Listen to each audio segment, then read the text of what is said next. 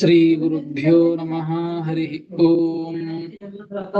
ನಾರಾಯಣಾಯ ಪರಿಪೂರ್ಣ ಗುಣಾರ್ಣವಾಯ ವಿಶ್ವೋದಯ ಸ್ಥಿತಿಲಯೋನ್ನಿಯತಿಪ್ರದಾಯ ಜ್ಞಾನಪ್ರದಾಯ ವಿಬುಧಾಸುರಸೌಖ್ಯ ದುಃಖ ಸತ್ಕಾರಣಾಯ ವಿತತಾಯ ನಮೋ ನಮಸ್ತೆ. ಅಶೇಷ ವಾಗ್ಜಾಡ್ಯಮಲಾಪಹಂತ್ರಿ ನವಂ ನವಂ ಸ್ಪಷ್ಟ ಸುವಾಕ್ಪ್ರದಾಯಿನಿ ಮಮೇಹ ಜಿಹ್ವಾಗ್ರ ಸುರಂಗ ನರ್ತಕೀ ಭವಪ್ರಸನ್ನಾ ವದನೇ ಚ ಮೇ ಶ್ರೀಃ. ಅಭ್ರಮಂ ಭಂಗರಹಿತಂ ಅಜಡಂ ವಿಮಲಂ ಸದಾ ಆನಂದತೀರ್ಥಮತುಲಂ ಭಜೆ ತಾಪತ್ರಯಾಪಹಂ. ಯಸ್ಯ ವಾಕ್ಕಾಮಧೇನುರ್ನಃ ಕಾಮಿತಾರ್ಥಾನ್ ಪ್ರಯಚ್ಛತಿ ಸೇವೇತಂ ಜಯಯೋಗೀಂದ್ರಂ ಕಾಮಬಾಣಚ್ಛಿದಂ ಸದಾ. ಪೂಜ್ಯಾಯ ರಾಘವೇಂದ್ರಾಯ ಸತ್ಯಧರ್ಮರತಾಯ ಚ ಭಜತಾಂ ಕಲ್ಪವೃಕ್ಷಾಯ ನಮತಾಂ ಕಾಮಧೇನವೇ. ಸತ್ಯಾಭಿಘ್ನಕರಾಬ್ಜೋತ್ಥಾನ್ ಪಂಚಾಶದ್ವರ್ಷಪೂಜಕಾನ್ ಸತ್ಯಪ್ರಮೋದತೀರ್ಥಾರ್ಯಾನ್ ನೌಮಿನ್ಯಾಯ ಸುಧಾರತಾನ್. ಆಪಾದಮೌಲಿಪರ್ಯಂತಂ ಗುರುಣಾಂ ಆಕೃತಿಂ ಸ್ಮರೇತ್ ತೇನ ವಿಘ್ನಾಃ ಪ್ರಣಶ್ಯಂತೆ ಸಿದ್ಧ್ಯಂತಿ ಚ ಮನೋರಥಾಃ. ಶ್ರೀ ಗುರುಭ್ಯೋ ನಮಃ. ಹರಿ ಓಂ. ಶ್ರೀಮನ್ ಮಹಾಭಾರತ ತಾತ್ಪರ್ಯ ನಿರ್ಣಯದ 3ನೇ ಅಧ್ಯಾಯ. ಶ್ರೀಮದಾಚಾರ್ಯರು ಭಗವಂತನ ಅವತಾರಗಳ ಬಗ್ಗೆ ವಿಚಾರವನ್ನ ತಿಳಿಸ್ತಾ ರಾಮಾವತಾರದ ಒಂದು ಪ್ರಸಕ್ತಿಯನ್ನ ತಿಳಿಸಿಕೊಟ್ಟದ್ದು. ರಾಮದೇವರ ಒಂದು ಅವತಾರ ಆಗಲಿಕ್ಕೆ ಏನು ಕಾರಣ, ಏನು ದೇವತೆಗಳು ಅವತಾರವನ್ನ ಮಾಡುವುದಕ್ಕಾಗಿ ಯಾವುದಕ್ಕಾಗಿ ಪ್ರಾರ್ಥನೆಯನ್ನ ಮಾಡಿದರು, ಏನು ಸ್ತೋತ್ರವನ್ನ ಮಾಡಿದರು ಎಂಬುದನ್ನ ತಿಳಿಸಿಕೊಡ್ತಾ ಇದ್ದದ್ದು. ಪ್ರಾರ್ಥನೆಯನ್ನ ಮಾಡಿದ್ದು, ಸ್ತೋತ್ರವನ್ನ ಅಂದ್ರೆ ಈ ಹಿರಣ್ಯಕಶಿಪು ಹಿರಣ್ಯಾಕ್ಷರೇ ಪುಲಸ್ತ್ಯ ಋಷಿಗಳ ಒಂದು ಕುಲದಲ್ಲಿ ರಾವಣ ಕುಂಭಕರ್ಣರಾಗಿ ಹುಟ್ಟಿ ಅನೇಕ ದೇವತೆಗಳಿಗೆ ಪೀಡೆಯನ್ನ ಕೊಡುವಂತಹದ್ದನ್ನ ಕಂಡು ಎಲ್ಲರೂ ಅನುಭವಿಸ್ತಾ ದೇವತೆಗಳು ಬ್ರಹ್ಮದೇವರು ಮತ್ತು ರುದ್ರದೇವರು ಇವರನ್ನೇ ಮುಂದೆ ಮಾಡಿಕೊಂಡು ಭಗವಂತನನ್ನ ಹೋಗಿ ಸ್ತೋತ್ರ ಮಾಡಿದರು. ಸಂದರ್ಭಕ್ಕೆ ತಕ್ಕಂತೆ ಯೋಗ್ಯವಾದದ್ದನ್ನೇ ಸ್ತೋತ್ರ ಮಾಡಿದರು ಅಂತ ನಿನ್ನೆ ತಿಳಿದದ್ದು. ಏನು ಸ್ತೋತ್ರ ಮಾಡಿದರು ಅಂತ ಮುಂದಿನ ಶ್ಲೋಕದಲ್ಲಿ ತಿಳಿಸಿಕೊಡ್ತಾ ಇದ್ದಾರೆ. 58ನೆಯ ಶ್ಲೋಕ. ತ್ವಮೇಕ ಈಶ ಪರಮಸ್ವತಂತ್ರಃ ತ್ವಮಾದಿರಂತೋ ಜಗತಾಂ ನಿಯೋಕ್ತ ತ್ವದಾಜ್ಞಯೈವಾಖಿಲಮಂಬುಜೋದ್ಭವ ವಿತೇನಿರೇಗ್ರ್ಯಾಂಶ್ಚರಮಾಶ್ಚ ಯೇನ್ನೇ. ತ್ವಮೇಕ ಈಶ ಪರಮಸ್ವತಂತ್ರಸ್ತ್ವಮಾದಿರಂತೋ ಜಗತಾಂ ನಿಯೋಕ್ತ ತ್ವದಾಜ್ಞಯೈವಾಖಿಲಮಂಬುಜೋದ್ಭವ ವಿತೇನಿರೇಗ್ರ್ಯಾಂಶ್ಚರಮಾಶ್ಚ ಯೇನ್ನೇ ಎಂಬುದಾಗಿ 58ನೆಯ ಶ್ಲೋಕ. ಪದವಿಭಾಗ. ತ್ವಂ ಏಕಃ ಈಶಃ ಸ್ವತಂತ್ರಃ ತ್ವಂ ಆದಿಃ ಅಂತಃ ಜಗತಾಂ ನಿಯೋಕ್ತ ತ್ವದಾಜ್ಞೆಯ ಏವ ಅಖಿಲಂ ಅಂಬುಜೋದ್ಭವಾಃ ವಿತೇನಿರೆ ಅಗ್ರ್ಯಾಃ ಚರಮಾಹ ಚ ಎ ಅನ್ಯೇ ಎಂಬುದಾಗಿ ಪದ ವಿಭಾಗ. ನೋಡಿ, ಸ್ತುತಿಂ ಏವ ದರ್ಶಯತಿ, ಸ್ತೋತ್ರವನ್ನೇ ತಿಳಿಸಿಕೊಡ್ತಾ ಇದ್ದಾರೆ ಇಲ್ಲಿ. ಆ ದೇವತೆಗಳು ಭಗವಂತನನ್ನ ಏನು ಸ್ತೋತ್ರ ಮಾಡಿದರು ಅಂತ ಹೇಳ್ತಾ ಇದ್ದಾರೆ. ತ್ವಂ ಏಕಃ ಈಶಃ, ಆ ಭಗವಂತನ ಹೇಳ್ತಾ ಇದ್ದಾರೆ. ತ್ವಂ ಏಕಃ ಈಶಃ, ಏಕ ಶಬ್ದಕ್ಕೆ ಒಬ್ಬನೇ ಅಂತ ಅರ್ಥ ಇದೆ, ಮುಖ್ಯ ಅಂತ ಅರ್ಥ ಇದೆ. ಹೀಗಾಗಿ ತ್ವಮೇಕ ಈಶಃ, ದೇವರನ್ನ ಹೇಳ್ತಾರೆ. ತ್ವಮೇಕ ಈಶಃ, ನೀನೇ ನಮಗೆ ಮುಖ್ಯ ಸ್ವಾಮಿ, ಎಲ್ಲರಿಗಿಂತಲೂ ಮುಖ್ಯನಾದಂತಹ ಸ್ವಾಮಿ, ಒಡೆಯ ನೀನು. ಒಬ್ಬೊಬ್ಬರಿಗೆ ಅವರವರ ಮೇಲಿನವರು ಸ್ವಾಮಿ, ನಿಯಾಮಕರಾಗಿರ್ತಾರೆ, ಒಡೆಯರಾಗಿರ್ತಾರೆ. ಮುಖ್ಯ ಸ್ವಾಮಿ ಅಂದ್ರೆ ಎಲ್ಲರಿಗಿಂತಲೂ ಒಡೆಯ, ಎಲ್ಲರಿಗೂ ಒಡೆಯ ಅಂತ ಅರ್ಥ. ತ್ವಂ ಏಕಃ ಈಶಃ, ನೀನೇ ಒಬ್ಬನು ಮುಖ್ಯ ಸ್ವಾಮಿ. ಪರಮಃ, ಪರಮಃ ಅಂದ್ರೆ ಶ್ರೇಷ್ಠ ಅಂತ ಅರ್ಥ. ನೀನೇ ಶ್ರೇಷ್ಠನಾದಂತಹ ವ್ಯಕ್ತಿ ಜಗತ್ತಿನೊಳಗೆ. ನಿನಗಿಂತಲೂ ಮತ್ತೊಬ್ಬರು ಶ್ರೇಷ್ಠರಾದಂಥವರು, ಉತ್ತಮರಾದಂಥವರು ಮತ್ತೊಬ್ಬರಿಲ್ಲ. ಮತ್ತು ತ್ವಂ ಜಗತಾಂ ಆದಿಹಿ, ನೀನೇ ಜಗತ್ತಿಗೆ ಆದಿ. ಆದಿ ಎಂಬುದಕ್ಕೆ ಅರ್ಥ ಬರೀತಾರೆ. ಜಗತಾಂ ಆದಿಹಿ ಎಂಬುದಕ್ಕೆ ಉತ್ಪಾದಕ, ನೀನೇ ಜಗತ್ತಿಗೆ ಉತ್ಪಾದಕ, ಇನ್ನು ಜಗತ್ತಿನ ಸೃಷ್ಟಿಕರ್ತ ನೀನೇ. ಮತ್ತು ನೋಡಿ, ಜಗತಾಂ ಅಂತ ಒಂದು ಬಾರಿ ಇದ್ದದ್ದು, ಅದನ್ನ 3 ಕಡೆಗೆ ಅನ್ವಯವನ್ನು ಮಾಡಿಕೊಳ್ಳಬೇಕು. ಜಗತಾಂ ಆದಿಹಿ, ತ್ವಂ ಜಗತಾಂ ಆದಿಹಿ, ತ್ವಂ ಜಗತಾಂ ಅಂತಃ, ತ್ವಂ ಜಗತಾಂ ನಿಯೋಕ್ತ ಅಂತ ಅನ್ವಯ ಮಾಡಿಕೊಳ್ಳಬೇಕು. ನೀನೇ ಜಗತ್ತಿಗೆ ಉತ್ಪಾದಕ, ನೀನೇ ಜಗತ್ತಿಗೆ ಅಂತ ಅಂದ್ರೆ ನಾಶಕ ಅಂತ ಅರ್ಥ. ಅಂದ್ರೆ ನೀನೇ ಜಗತ್ತಿನ ಸೃಷ್ಟಿಯನ್ನ ಮಾಡುವವ, ನೀನೇ ಜಗತ್ತಿನ ನಾಶವನ್ನು ಮಾಡುವವ, ಮುಖ್ಯವಾಗಿ ಅಂತ ಅರ್ಥ. ಸಾಮಾನ್ಯವಾಗಿ ಕೇಳೋದು ಬ್ರಹ್ಮ ವಿಷ್ಣು ಮಹೇಶ್ವರರು ಅಂತಂದ ಕೂಡಲೇನೆ ಬ್ರಹ್ಮದೇವರು ಸೃಷ್ಟಿಯನ್ನ ಮಾಡುವವರು, ವಿಷ್ಣು ಜಗತ್ತಿನ ನಿಯಮನವನ್ನ ಮಾಡುವವ, ರುದ್ರದೇವರು ಅಂದ್ರೆ ಸಂಹಾರ ಮಾಡುವವರು ಅಂತ ಹೀಗೆ ಲೋಕದಲ್ಲಿ ಕೇಳುತ್ತೇವೆ. ಅದು ನಿಜವೇ. ಆದರೆ ಮುಖ್ಯವಾಗಿ ಸ್ವತಂತ್ರವಾಗಿ ಅವರೇನ್ ಮಾಡೋದಿಲ್ಲ. ಸ್ವತಂತ್ರವಾಗಿ ಸೃಷ್ಟಿ ಮಾಡುವ ಭಗವಂತನೇ. ಆ ಬ್ರಹ್ಮದೇವರ ಒಳಗೆ ನಿಂತು ಸೃಷ್ಟಿಯನ್ನ ಮಾಡುವವನು ಭಗವಂತನೇ. ಸ್ಥಿತಿಯನ್ನ ಮಾಡುವವನು ನೇರವಾಗಿ ಭಗವಂತನೇ ಸ್ಥಿತಿಯನ್ನ ಮಾಡ್ತಾನೆ. ಸಂಹಾರವನ್ನ ಮಾಡುವವರು ರುದ್ರದೇವರ ಮುಖಾಂತರವಾಗಿ ರುದ್ರದೇವರ ಒಳಗೆ ಇದ್ದು ಸಂಹಾರವನ್ನ ಮಾಡುವವರು ಆ ಭಗವಂತನೇ. ಹೀಗಾಗಿ ತ್ವಂ ಜಗತಾಂ ಆದಿಹಿ, ತ್ವಂ ಜಗತಾಂ ಅಂತಃ, ತ್ವಂ ಜಗತಾಂ ನಿಯೋಕ್ತ ಎಂಬುದಾಗಿ ಅನ್ವಯವನ್ನು ಮಾಡಿಕೊಳ್ಳಬೇಕು. ಈ ರೀತಿಯಾಗಿ ಸ್ತೋತ್ರವನ್ನ ಮಾಡ್ತಾ ಇದ್ದಾರೆ. ಮತ್ತು ಹೇಳ್ತಾ ಇದ್ದಾರೆ, ಆ ದೇವತೆಗಳು ಆ ಭಗವಂತನನ್ನ ಕೊಂಡಾಡ್ತಾರೆ. ಸ್ವಾಮಿ, ನಿನ್ನ ಮಹಿಮೆ ಎಷ್ಟು ಅಂತಂದ್ರೆ ನೋಡಿ, ಒಂದು ಜಗತ್ತಿನ ಅದಕ್ಕೆ ನಿಯಮ ಪೂರಕವೇ ಆಗ್ತದೆ ಮುಂದಿನ 2 ಪಾದಗಳು.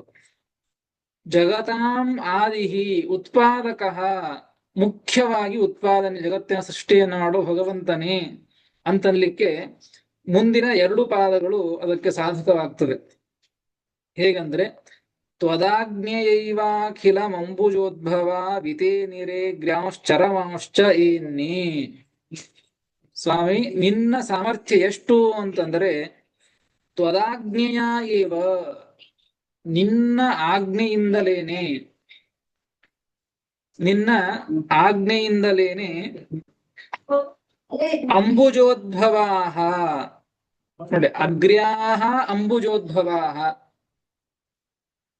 ಅಗ್ರೇ ಭವಾಹ ಪುರಾತನಾಹ ಅಂದ್ರೆ ಇಷ್ಟು ಹಿಂದೆ, ಈ ಹಿಂದೆ ಅನೇಕ ಅನಂತ ಬ್ರಹ್ಮದೇವರು ಕಳೆದು ಹೋಗಿದ್ದಾರೆ. ಅಗ್ರೇ ಭವಾಹ, ಈ ಮುಂಚೆ ಹುಟ್ಟಿದಂತಹ ಆ ಬ್ರಹ್ಮದೇವರೇನಿದ್ದಾರೋ ಪುರಾತನಃ ಅಂತ ಅರ್ಥ, ಹಿಂದೆ ಇದ್ದಂತಹ ಬ್ರಹ್ಮದೇವರು, ಕಳೆದು ಹೋದಂತಹ ಬ್ರಹ್ಮದೇವರು, ಆ ಎಲ್ಲ ಬ್ರಹ್ಮದೇವರು ಕೂಡ ಏನ್ ಮಾಡಿದ್ರು ಅಂದ್ರೆ ತ್ವದಾಜ್ಞೆಯ ಏವ, ನೋಡಿ ಬ್ರಹ್ಮದೇವರು ಸೃಷ್ಟಿಕರ್ತರು ಅಂತ ಕೇಳೋದು. ಆ ಎಲ್ಲ ಬ್ರಹ್ಮದೇವರು ಹಿಂದೆ ಕಳೆದಂತಹ ಅನಂತ ಬ್ರಹ್ಮರು ಕೂಡ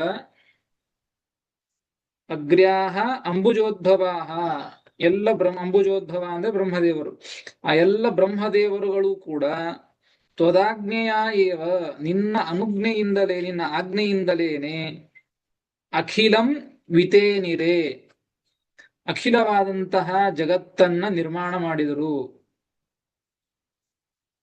ಹಿಂದೆ ಇದ್ದಂತಹ ಎಲ್ಲ ಬ್ರಹ್ಮದೇವರು ಜಗತ್ ಸೃಷ್ಟಿ ಮಾಡಿದ್ದಾರೆ. ಅವರೆಲ್ಲರೂ ಭಗವಂತನ ನಿನ್ನ ಆಜ್ಞೆಯಿಂದಲೇನೆ ಜಗತ್ತನ್ನ ಸೃಷ್ಟಿ ಮಾಡಿದ್ದು ಅಂತ ಸ್ತೋತ್ರ ಮಾಡ್ತಾ ಇದ್ದಾರೆ ಭಗವಂತನನ್ನ. ನೋಡಿ ಚ ಅಂತ ಇದೆ ಇಲ್ಲಿ, ಚರಮಾಶ್ಚ ಏನ್ನೇ, ಏ ಅನ್ನೇ, ಇನ್ಯಾರು ಬ್ರಹ್ಮದೇವರಿದ್ದಾರೋ ಅಂದ್ರೆ ಯಾರು ಅಂದ್ರೆ ಆ ಚಶಬ್ದದಿಂದ, ಚಕಾರದಿಂದ ಏನನ್ನು ತೆಗೆದುಕೊಳ್ಳಬೇಕು ಅಂತಂದ್ರೆ ಅದ್ಯತನಃ ಬ್ರಹ್ಮ, ಈಗಿರುವಂತಹ ಬ್ರಹ್ಮದೇವರು, ಈಗಿರುವಂತಹ ಬ್ರಹ್ಮದೇವರನ್ನ ಚಶಬ್ದದಿಂದ ತೆಗೆದುಕೊಳ್ಳಬೇಕು. ಇವರು ಏನ್ ಮಾಡ್ತಾ ಇದ್ದಾರೆ, ಇವರು ಜಗತ್ತನ್ನ ಸೃಷ್ಟಿ ಮಾಡಿದ್ದಾರೆ. ಅದು ಹೇಗೆ ಅಂದ್ರೆ ತ್ವದಾಜ್ಞೆಯ ಏವ, ನಿನ್ನ ಆಜ್ಞೆಯಿಂದಲೇನೆ ಈಗಿನ ಇರತಕ್ಕಂತಹ ಬ್ರಹ್ಮದೇವರು ಕೂಡ ಅಖಿಲಂ ವಿತೇನಿರೆ, ಅಖಿಲವಾದಂತಹ ಜಗತ್ತನ್ನ ನಿರ್ಮಾಣ ಮಾಡಿದ್ದು. ಮತ್ತು ಚರಮಾಹ ಅಂತ ಇದೆ, ಚರಮಾಹ ಅಂದ್ರೆ ಭವಿಷ್ಯಂತಹ ಅಂದ್ರೆ ಮುಂದೆ ಬರುವಂಥವರು. ಮುಂದೆ ಹೀಗೆ ಅನಂತ ಕಾಲದಿಂದ ಅನಾದಿ ಕಾಲದಿಂದ ಅನಂತ ಕಾಲದವರೆಗೂ ಜಗತ್ತು ನಡೀತಾನೆ ಇರುತ್ತದೆ. ಹೀಗಾಗಿ ಮುಂದಿನ ಜಗತ್ತಿನ ಸೃಷ್ಟಿಯನ್ನ ಮಾಡಬೇಕು ಅಂತ ಮತ್ತೆ ಬ್ರಹ್ಮದೇವರು ಬರ್ತಾರೆ. ಈಗಿನ ಬ್ರಹ್ಮದೇವರು ಅವ್ರು 100 ವರ್ಷ ಆಯುಷ್ಯ ಆಯಿತು ಅಂದ್ರೆ ಮೋಕ್ಷಕ್ಕೆ ಹೋಗ್ತಾರೆ.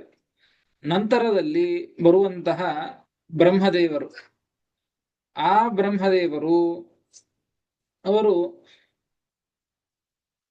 ಅವರು ಜಗತ್ತನ್ನ ಸೃಷ್ಟಿ ಮಾಡ್ತಾರಲ್ಲ, ಅದು ಹೇಗೆ ಸೃಷ್ಟಿ ಮಾಡ್ತಾರೆ ಅಂದ್ರೆ ತ್ವದಾಜ್ಞೆಯೈವ, ತ್ವದಾಜ್ಞೆಯ ಏವ, ನಿನ್ನ ಆಜ್ಞೆಯಿಂದಲೇನೆ ಮುಂದೆ ಬರುವಂತಹ ಬ್ರಹ್ಮದೇವರು ಕೂಡ ಜಗತ್ತನ್ನ ನಿರ್ಮಾಣ ಮಾಡ್ತಾರೆ. ಹೀಗೆ ಜಗತ್ತನ್ನ ಅನಾದಿ ಕಾಲದಿಂದ ಹಿಂದೆ ಸೃಷ್ಟಿ ಮಾಡಿದ್ದು, ಈಗ ಸೃಷ್ಟಿ ಮಾಡಿದ್ದು, ಮುಂದೆ ಸೃಷ್ಟಿ ಮಾಡೋದು, ಇದೆಲ್ಲವೂ ಕೂಡ ಬ್ರಹ್ಮದೇವರುಗಳು ಮಾಡ್ತಾರೆ. ಒಬ್ಬರೇ ಅಂತಲ್ಲ, ಹಿಂದಿನವರು ಬೇರೆ, ಈಗಿನವರು ಬೇರೆ, ಮುಂದೆ ಬರೋರು ಬೇರೆ. ಹೀಗಾಗಿ ಆ ಎಲ್ಲ ಬ್ರಹ್ಮದೇವರು ಕೂಡ ಜಗತ್ತನ್ನ ಸೃಷ್ಟಿ ಮಾಡಬೇಕಾದರೆ ನಿನ್ನ ಆಜ್ಞೆ ಇಲ್ಲದೇನೆ, ನಿನ್ನ ಅನುಗ್ರಹ ಇಲ್ಲದೇನೆ ಜಗತ್ತನ್ನ ಸೃಷ್ಟಿ ಮಾಡ್ಲಿಕ್ಕೆ ಆಗೋದಿಲ್ಲ. ನಿನ್ನ ಆಜ್ಞೆಯಿಂದಲೇನೆ ಜಗತ್ತನ್ನ ಸೃಷ್ಟಿ ಮಾಡಿದ್ದು ಸ್ವಾಮಿ ಅಂತ ಆ ಎಲ್ಲ ದೇವತೆಗಳು ಕೂಡ ಆ ಭಗವಂತನನ್ನ ಸ್ತೋತ್ರವನ್ನು ಮಾಡಿದ್ದಾರೆ. ಈ ರೀತಿಯಾಗಿ ತ್ವಮೀಕ ಈಶಃ ಪರಮ ಸ್ವತಂತ್ರ ತ್ವಮಾದಿರಂತೋ ಜಗತಾಂ ನಿಯೋಕ್ತ ತ್ವದಾಜ್ಞೆಯೈವಾಖಿಲ ಅಂಬುಜೋದ್ಭವ ವಿತೇನಿರೆ ಗ್ರ್ಯಾಂಶ್ಚರಮಾಶ್ಚ ಏನ್ನೇ ಎಂಬುದಾಗಿ ಸ್ತೋತ್ರವನ್ನ ಮಾಡಿದ್ದಾರೆ. ಈ ಸ್ತೋತ್ರವನ್ನ ಶ್ರೀಮದಾಚಾರ್ಯರು ಇಲ್ಲಿ ತಿಳಿಸಿ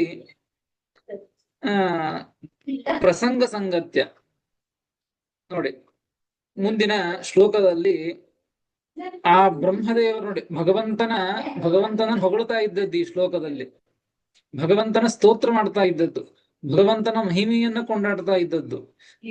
ಭಗವಂತನ ಮಹಿಮೆಯನ್ನ ನಾವು ತಿಳಿಬೇಕಾದರೆ ಇಷ್ಟು ಬ್ರಹ್ಮದೇವರು, ಹಿಂದೆ ಇರ್ತಕ್ಕಂತಹ ಬ್ರಹ್ಮದೇವರು, ಈಗಿನ ಬ್ರಹ್ಮದೇವರು, ಮುಂದೆ ಬರುವಂತಹ ಎಲ್ಲ ಬ್ರಹ್ಮದೇವರು ಕೂಡ ನಿನ್ನ ಆಜ್ಞೆಯಿಂದ ಜಗತ್ತನ್ನ ಸೃಷ್ಟಿ ಮಾಡ್ತಾರೆ ಅಂತ ಹೇಳ್ತಾ ಇದ್ದಾರೆ.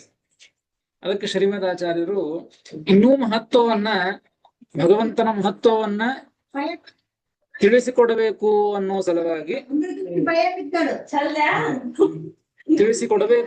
ಸಲುವಾಗಿ ಏನ್ ಮಾಡ್ತಾ ಇದ್ದಾರೆ ಅಂದ್ರೆ ಆ ಬ್ರಹ್ಮದೇವರ ಮಹತ್ವ ಎಷ್ಟು,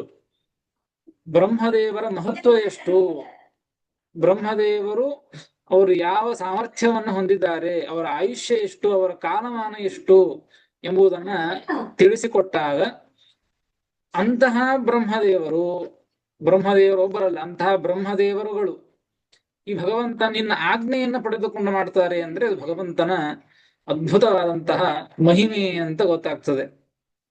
ಅದಕ್ಕೆ ಮುಂದಿನ ಶ್ಲೋಕದಲ್ಲಿ ಆ ಬ್ರಹ್ಮದೇವರ ಕಾಲಮಾನವನ್ನ ತಿಳಿಸಿಕೊಡ್ತಾರೆ. ಮುಂದಿನ ಶ್ಲೋಕಕ್ಕೆ ಅವತಾರಿಕೆಯನ್ನ ತಿಳಿದುಕೊಳ್ಳೋಣ. ಸೃಷ್ಟॄಣಾಂ ಬ್ರಹ್ಮಣಾಂ ಕಿಯತ್ ಆಯುಹು. ಈ ಜಗತ್ತಿನ ಸೃಷ್ಟಿಕರ್ತರಾದಂತಹ ಬ್ರಹ್ಮದೇವರ ಆಯುಷ್ಯ ಎಷ್ಟು ಅಂತ ಒಂದು ಪ್ರಶ್ನೆ. ಆ ಪ್ರಶ್ನೆ ಮಾಡಿಕೊಂಡು ಮತ್ತು ಆಯುಷಾಂತೆ ಕಿಂ ಕುರುವಂತಿ ಇತ್ಯತಃ, ಆಯುಷ್ಯ ಮುಗಿದಾದ ಮೇಲೆ ಏನ್ ಮಾಡ್ತಾರೆ, ಆಯುಷ್ಯ ಮುಗಿದಾದ ಮೇಲೆ ಬ್ರಹ್ಮದೇವ 100 ವರ್ಷ ಆಯಿತು ಅಂದ್ರೆ ಕಿಂ ಕುರುವಂತಿ, ಅಥವಾ ಆಯುಷಾಂತೆ ಆಯುಷ್ಯದ ಕೊನೆಯಲ್ಲಿ ಕಿಂ ಕುರುವಂತಿ ಏನ್ ಮಾಡ್ತಾರೆ ಆ ಬ್ರಹ್ಮದೇವರುಗಳು. ಇತ್ಯತಃ ಆಯು ಪ್ರಮಾಣಂ ವಕ್ತುಂ ದೇವಮಾನಂ ಆಹ. ಅದಕ್ಕೆ ಬ್ರಹ್ಮದೇವರ ಆಯುಷ್ಯದ ಪ್ರಮಾಣವನ್ನ, ಆಯುಷ್ಯದ ಪರಿಮಾಣವನ್ನ ಹೇಳೋದಕ್ಕಾಗಿ ದೇವತೆಗಳ ಒಂದು ಆಯುರ್ಮಾನವನ್ನ ಇಲ್ಲಿ ಹೇಳ್ತಾ ಇದ್ದಾರೆ. ಈ ಶ್ಲೋಕದಲ್ಲಿ ಏನೇ ದೇವತೆಗಳ ಆಯುಷ್ಯದ ಒಂದು ಕ್ರಮವನ್ನ, ಆಯುರ್ಮಾನವನ್ನ ಹೇಳ್ತಾ ಬ್ರಹ್ಮದೇವರ ಆಯುರ್ಮಾನವನ್ನ ತಿಳಿಸಿಕೊಡ್ತಾ ಇದ್ದಾರೆ. 59ನೆಯ ಶ್ಲೋಕ. ಮನುಷ್ಯಮಾನಾತ್ರಿಶತಂ ಸಷಷ್ಟಿಕಂ ದಿವೌಕಸಾಮೇಕಮುಷಂತಿ ವತ್ಸರಂ ತ್ರಿಷಟ್ಸಹಸ್ರೈರಪಿ ತೈಶ್ಚತುರ್ಯುಗಂ ತ್ರೇತಾದಿಭಿಃ ಪಾದಶ ಏವ ಹೀನೈಃ. ಮನುಷ್ಯಮಾನಾತ್ರಿಶತಂ ಸಷಷ್ಟಿಕಂ ದಿವೌಕಸಾಮೇಕಮುಷಂತಿ ವತ್ಸರಂ ದ್ವಿಷಟ್ಸಹಸ್ರೈರಪಿ ತೈಶ್ಚತುರ್ಯುಗಂ ತ್ರೇತಾದಿಭಿಃ ಪಾದಶ ಏವ ಹೀನೈಃ ಎಂಬುದಾಗಿ 59ನೆಯ ಶ್ಲೋಕ. ಪದವಿಭಾಗ. ಮನುಷ್ಯಮಾನಾತ್ ತ್ರಿಶತಂ ಸಷಷ್ಟಿಕಂ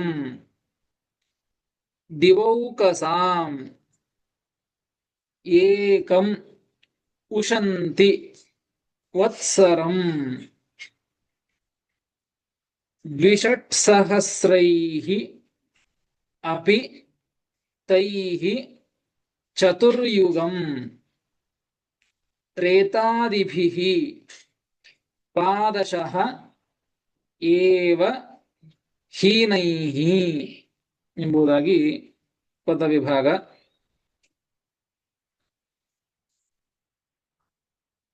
ದೇವಮಾನವನ್ನ ಮೊದಲಿಗೆ ತಿಳಿಸ್ತಾ ಇದ್ದದ್ದು.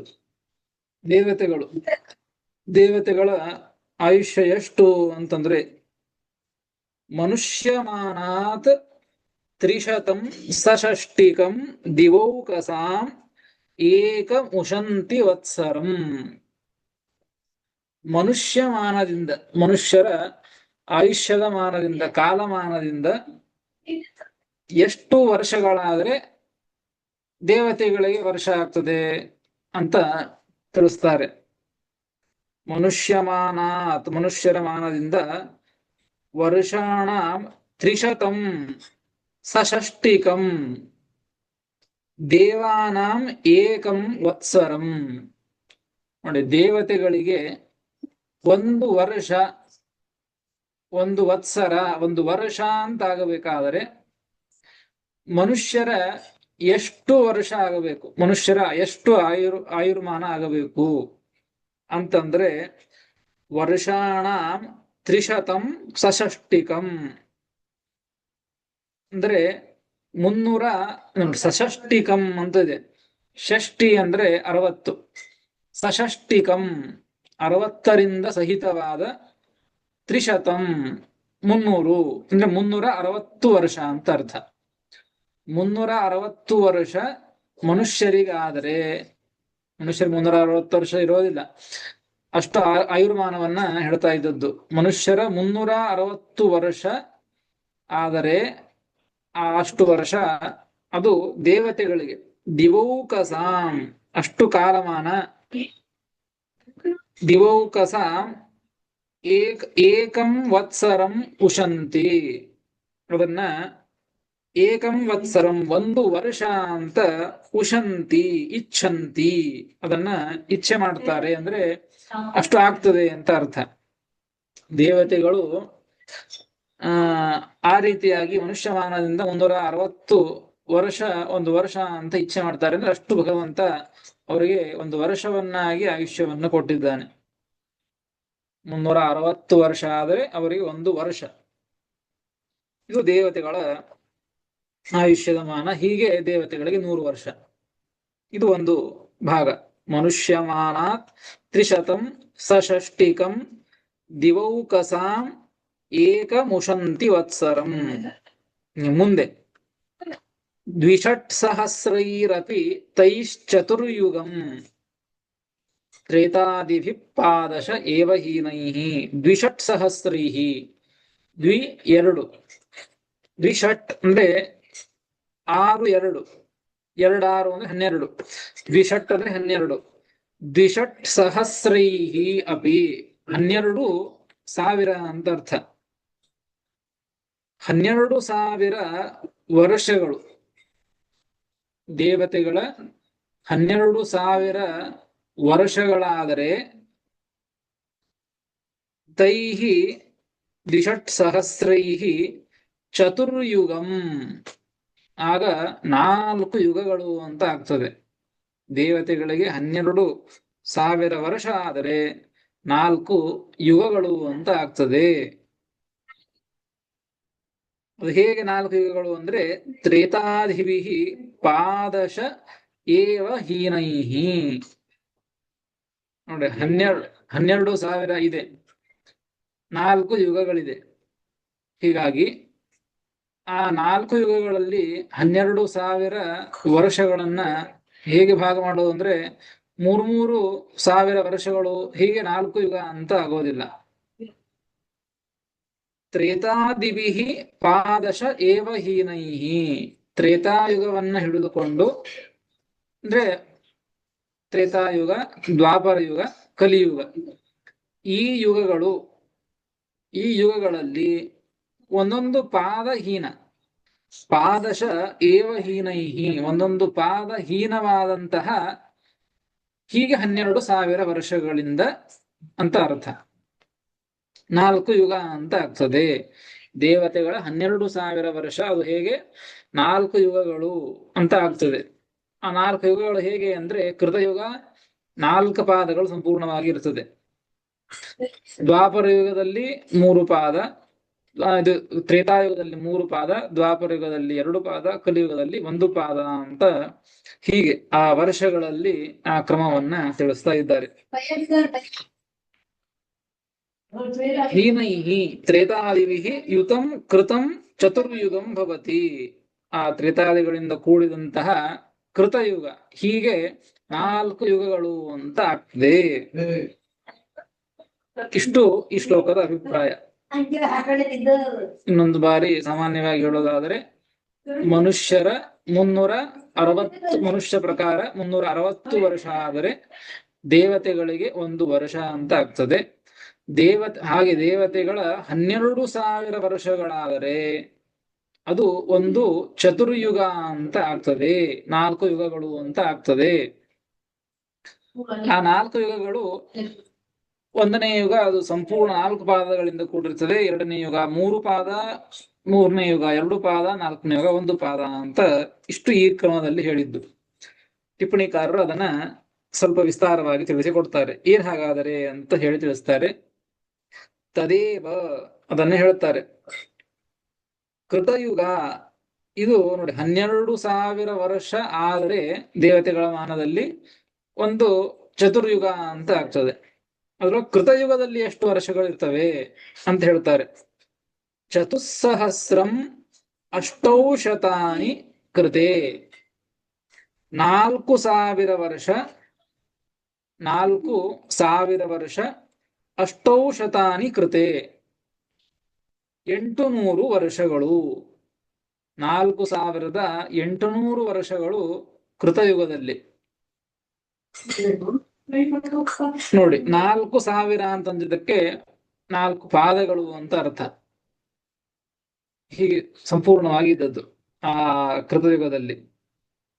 ಇನ್ನ ತ್ರೇತಾಯುಗದಲ್ಲಿ ಹೇಳಿದ್ದು ಶ್ಲೋಕದಲ್ಲಿ ಬಂದಿದೆ ನೋಡಿ, ತ್ರೇತಾದಿಭಿ ಪಾದಶ ಏವ ಹೀನೈಹಿ ಅಂತ, ಪಾದದಿಂದ ಕ್ರಮವಾಗಿ ಹೀನವಾಗ್ತಾ ಬರುತ್ತದೆ. ಅಂದ್ರೆ ಆಯುಷ್ಯದ ಕ್ರಮ ಅದು. ತ್ರಿಸಹಸ್ರಂ ಷಟ್ಶತಾನಿ ತ್ರೇತಾಯಾಮ್. ತ್ರೇತಾಯುಗದಲ್ಲಿ ಎಷ್ಟು ವರ್ಷ ಇರುತ್ತದೆ ಅಂತಂದ್ರೆ 3,600 ವರ್ಷ. ಇದು ತ್ರೇತಾಯುಗದ ಮಾನ. 3,600 ವರ್ಷಗಳು. ನೋಡಿ 4 ಇತ್ತು, ಇಲ್ಲಿ 3 ಬಂತು, 3,000 ವರ್ಷ. ದ್ವಾಪರ ಯುಗದಲ್ಲಿ ಕಾಲಮಾನ ಸಹಸ್ರದ್ವಯಂ ಚತುಶತಾನಿ ದ್ವಾಪರೇ. 2,000 ನೋಡಿ, 2,000 ವರ್ಷದ 400, 2,400 ವರ್ಷ. 2,400 ವರ್ಷ ಅಂದ್ರೆ ಪಂಚಾಂಗದಾಗ ಕೊಟ್ಟಿದ್ದು ಅದು ಮನುಷ್ಯರ ಆಯುರ್ಮಾನದ ಪ್ರಕಾರ ಅಲ್ಲಿ ಕೊಟ್ಟಿರ್ತಾರೆ. ಇಲ್ಲಿ ಹೇಳ್ತಾ ಇದ್ದದ್ದು ಮನುಷ್ಯರ ಆಯುರ್ಮಾನದ ಪ್ರಕಾರ ಅಲ್ಲ, ದೇವತೆಗಳ ಆಯುರ್ಮಾನದ ಪ್ರಕಾರ. ದ್ವಾಪರ ಯುಗದ ಕಾಲಮಾನ ಎಷ್ಟು ಅಂದ್ರೆ 2,400 ವರ್ಷಗಳು. ಇದು ದ್ವಾಪರ ಯುಗದ ಕಾಲಮಾನ. ಇನ್ನು ಕಲಿಯುಗದ ಕಾಲಮಾನ ಎಷ್ಟು ಅಂದ್ರೆ ದೇವತೆಗಳ ಪ್ರಕಾರ 1,000. ನೋಡಿ, ಮತ್ತೆ ಒಂದು ಪಾದ ಕಡಿಮೆ ಆಯ್ತು. ತ್ರೇತಾಯುಗದಲ್ಲಿ 3 ಇತ್ತು, ದ್ವಾಪರ ಯುಗದಲ್ಲಿ 2,000 ಆಯ್ತು, ಕಲಿಯುಗದಲ್ಲಿ ಒಂದೇ ಪಾದ ಅಂದ್ರೆ 1,000 ಅಂತ ಆಯ್ತು. 1,000 ಶತದ್ವಯಂ 1,200. ಶತದ್ವಯಂ 1,200 ವರ್ಷಗಳು ದೇವಮಾನದಿಂದ ಆದರೆ ಅದು ಕಲಿಯುಗ ಅಂತ ಆಗ್ತದೆ. ಪಂಚಾಂಗದಲ್ಲಿ ಕೊಟ್ಟದ್ದು ಕಲಿಯುಗದ ಪ್ರಮಾಣ, ಮನುಷ್ಯರ ಆಯುಷ್ಯದ ಪ್ರಮಾಣ ಆಯುರ್ಮಾನದ ಕ್ರಮವಾಗಿ 4,32,000 ವರ್ಷ ಅಂತ ಆಗ್ತದೆ. ದೇವತೆಗಳ ಮಾನದ ಪ್ರಕಾರವಾಗಿ 1,200 ವರ್ಷ ಆದರೆ ಅದು ಕಲಿಯುಗ ಅಂತ ಆಗ್ತದೆ. ನೋಡಿ, ಹೀಗೆ ಅಷ್ಟು ಸೇರಿದಾಗ ಕೃತಯುಗದ್ದು 4,000 ಚಿಲ್ಲರು, 4,800, ತ್ರೇತಾಯುಗ 3,600, ದ್ವಾಪರ ಯುಗ 2,400, ಕಲಿಯುಗ 1,200. ಇಷ್ಟು ಸೇರಿದರೆ 12,000 ಆಗ್ತದೆ. ಸರಿಯಾಗಿ 12,000 ವರ್ಷಗಳಾಗ್ತವೆ. ಇದು ದೇವತೆಗಳ ಆಯುಷ್ಯಮಾನದ ಪ್ರಕಾರ 12,000 ವರ್ಷ ಅಂದ್ರೆ ಅದು ಒಂದು ಚತುರ್ಯುಗ ಅಂತ ಆಗ್ತದೆ ಎಂಬುದಾಗಿ ಈ ಶ್ಲೋಕದಲ್ಲಿ ಚತುರ್ಯುಗದ ಕಾಲದ ಪರಿಮಾಣವನ್ನ ತಿಳಿಸಿ, ಮುಂದೆ ಇಂತಹ ಚತುರ್ಯುಗಗಳು ಎಷ್ಟಾದಾಗ ಬ್ರಹ್ಮದೇವರಿಗೆ ಎಷ್ಟು ಒಂದು ಕಾಲ ಆಗ್ತದೆ ಎಂಬುದನ್ನ ಮುಂದಿನ ಶ್ಲೋಕದಲ್ಲಿ ತಿಳಿಸಿಕೊಟ್ಟಿದ್ದಾರೆ. ಅದನ್ನು ಮತ್ತೆ ಮುಂದೆ ತಿಳಿಯೋಣ ಅಂತ ಹೇಳ್ತೇನೆ. ಶ್ರೀಕೃಷ್ಣ ಅರ್ಪಣಮಸ್ತು. ಹರಯೇ ನಮಃ. ಹರಿಯೇ ನಮಃ. ನಮಸ್ಕಾರ ಆಚಾರ್ಯ. ಆಚಾರ್ಯ, ಒಂದು ಪ್ರಶ್ನೆ ಇದೆ. ಹೇಳ್ರಿ ಆಚಾರ್ಯ, ಒಂದು ಪ್ರಶ್ನೆ ಇದೆ. ಇಲ್ಲಿ ನಮ್ಮ ಪುಸ್ತಕದಲ್ಲಿ ಅವ್ರೇನ್ ಹೇಳಿದ್ದಾರೆ, 4,000 ವರ್ಷ ಕೃತಯುಗ, 3,000 ತ್ರೇತಾಯುಗ, 2,000 ದ್ವಾಪರ, 1,000 ಕಲಿಯುಗ. ಇಷ್ಟು ಹೇಳ್ಬಿಟ್ಟು 10,000 ಆಗತ್ತೆ. ಆದ್ರೆ ಈ ಯುಗಗಳ ಸಂಧಿಕಾಲ ಇದೆಯಲ್ಲ, ಆ ಸಂಧಿಕಾಲಕ್ಕೆ 800, 600, 400, 200 ಹೇಳಿದ್ದಾರೆ. 2 ಅಷ್ಟೇನೆ ಬರುತ್ತೆ, ಹೇಳಿದೆ ಅಷ್ಟೇ, ಆತರ ಕೊಟ್ಟಿದ್ದಾರೆ. ಅದು ಅದೇನೆ, ಸರಿ ಅಲ್ವೇ ಆಚಾರ್ಯ? ಸರಿ, ಎಲ್ಲ ಸೇರಿ ಹೇಳಿದ್ದಿಲ್ಲ ಅಷ್ಟೇ. ಇಲ್ಲಿ ಸಂಧಿಕಾಲವನ್ನು ಬಿಡಿಸಿ ಹೇಳಿಲ್ಲ ಅಷ್ಟೇ ಇಲ್ಲಿ. ಅಲ್ಲ, ಇಲ್ಲಿ ಕೊಟ್ಟಿದ್ದಾರೆ ಪುಸ್ತಕದಲ್ಲಿ, ಅದಕ್ಕೆ ಹೇಳಿದ್ದೆ. ಹೌದೌದು. ನೋಡಿ, ಕಲಿಯುಗದ್ದು ಅಷ್ಟೇ. ಇಡೀ ಕಲಿಯುಗ ಅಂದ್ರೆ 1,000 ವರ್ಷ ಕಲಿಯುಗ ದೇವತೆಗಳ ಆಯುಷ್ಯ ಪ್ರಕಾರವಾಗಿ. ಆದಿಯಲ್ಲಿ 100 ವರ್ಷ ಕಲಿಯುಗದ ಸಂಧಿಕಾಲ, ಅಂತ್ಯದಲ್ಲಿ ಮತ್ತೆ 100 ವರ್ಷ ಕಲಿಯುಗದ ಸಂಧಿಕಾಲ ಅಂತ ಆಗ್ತದೆ. ಹೌದು. ಪ್ರತಿಯೊಂದು ಯುಗದ್ದು ಅಷ್ಟೇ ಸೇಮ್, ಸರಿಯಾಗಿರ್ಲಿ. ಸರಿ ಸರಿ ಆಚಾರ್ಯ, ಸರಿ ಸರಿ. ಶ್ರೀಕೃಷ್ಣ ಅರ್ಪಣಮಸ್ತು. ಶ್ರೀಕೃಷ್ಣ ಅರ್ಪಣಮಸ್ತು. ನಮಸ್ಕಾರ ಆಚಾರ್ಯ. ನಮಸ್ಕಾರ ಆಚಾರ್ಯ. ಕೃಷ್ಣ ಅರ್ಪಣಮಸ್ತು.